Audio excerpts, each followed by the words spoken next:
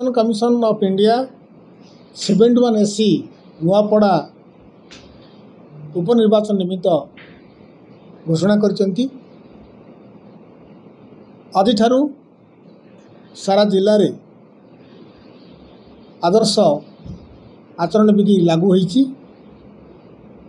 उपनिर्वाचन कार्यसूची यहीपरी date of issue of gazette notification 13/10/2025।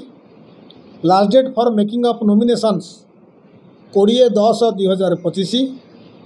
Date for the scrutiny of nominations 22/10/2025। Last date for the withdrawal of candidates 24/10/2025। Date of poll 11/11/2025। Date of counting of votes 14/11/2025। आमर उपनिर्वाचन निमित्त जो special summary division चली तार चूड़ांत voter तालिका प्रकाशन 9/10/2025 हम।